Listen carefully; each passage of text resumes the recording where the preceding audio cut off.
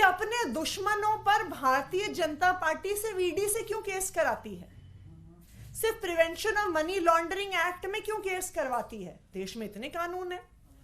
Prevention of corruption act है, पूरा आपका सीआरपीसी है, क्रिमिनल प्रोसीजर कोड, लेकिन भारतीय जनता पार्टी के दुश्मनों के खिलाफ या भारतीय जनता पार्टी के जो विपक्षी नेता हैं उनके खिलाफ से prevention of money laundering act में क्यों केस होता है। इसलिए होता है क्योंकि इस देश में सिर्फ एक कानून है, prevention of money laundering act, जिस कानून में बेल मिलना लगभग असंभव है। लेकिन आज ईडी पीएमएलए को ड्रग्स की तस्करी के लिए नहीं इस्तेमाल कर रही है, आतंकवादियों के खिलाफ नहीं इस्तेमाल कर रही है,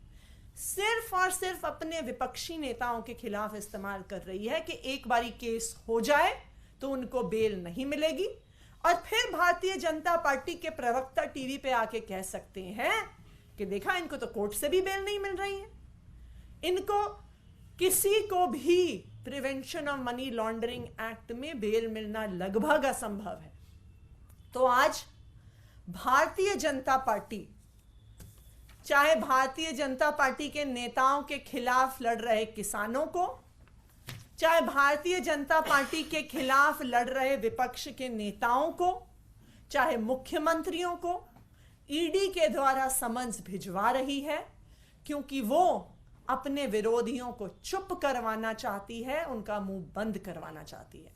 लेकिन आज जब दो बुजुर्ग किसानों को 2 भैंसों की मौत के लिए अगर ईडी बुला लेती है तो ईडी का पर्दाफाश पूरे देश के सामने हो जाए। अभी तो अरविंद केजरीवाल को समन किया है, हेमंत सोरेन को समन कर रहे हैं, तेजस्वी यादव को समन कर रहे हैं, अब भूपेश बघेल का नंबर आ गया है। जिस स्पीड पर भारतीय जनता पार्टी चल रही है, जब तक लोकसभा का चुनाव आएगा वो विपक्ष के सारे नेताओं को जेल में डाल देगी, क्योंकि इससे अच्छा चुनाव जीतने का क्या तरीका हो सकता है, इससे आसान चुनाव जीतने का क्या तरीका हो सकता है कि आप अपने सारे विपक्ष को जेल में डाल दीजिए। जेल में ना वो प्रचार कर पाएंगे, ना वो ठीक से चुनाव लड़ पाएंगे और आप चुनाव जीत जाइए। अगर आप ये वीडियो YouTube पर देख रहे हैं तो हमारे चैनल को सब्सक्राइब करें और बेल आइकन को दबाना ना भूलें। अगर आप Facebook पर ये वीडियो देख रहे हैं तो हमारे पेज को लाइक करें।